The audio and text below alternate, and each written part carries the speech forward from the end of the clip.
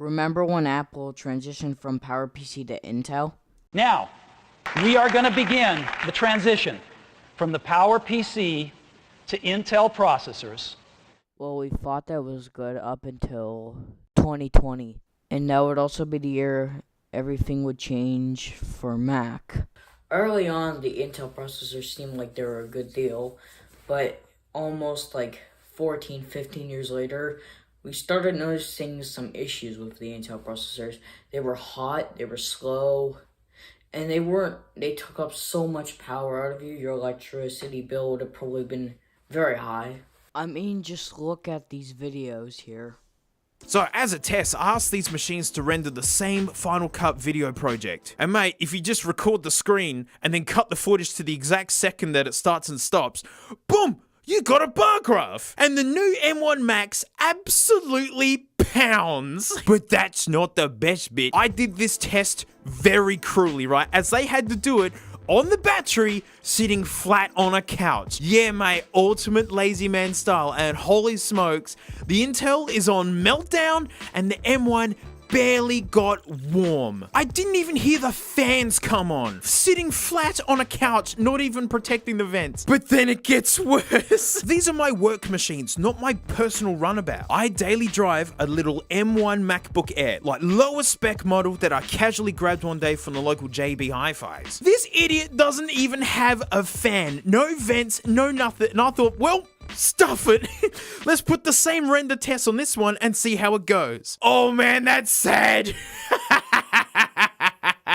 Oh, the i9 only barely won, and it's not an honorable win. And that's only one example of how much heat and power consumption that the Intel chips take compared to the Apple Silicon chips. There are probably hundreds of other videos out there, which I'm not going to show them all. DankPods has the best. I'll link the video in the description if you want to see it. But anyways, so if you've heard of Apple's chips recently, you know they might use like M1, M2, M3, M4, etc. But for those who actually don't know, I'm going to play the clip for you of them announcing the transition from Intel to Apple Silicon. And as we've said, we're developing a family of chips. And we're going to transition the Mac line to these new chips over the next couple of years. Well, today, we are incredibly excited to announce our first step in this transition with our first chip designed specifically for the Mac. And we call it M1. And ever since that day, Macs have never been the same as before. Instead, they were cool, efficient, still just as powerful as the Intel ones, but they were a fraction of the price, which is also another thing that made people like M1 over the Intel chips. And consider this was a crazy time during like a pandemic, and so people wanted to get new Macs, but they couldn't get it online. But this was a great thing during 2020. In fact, it even changed Macs, which led to all these newer chips, M2, M3, M4, etc., whatever it is when you watch this video. And it started with M1.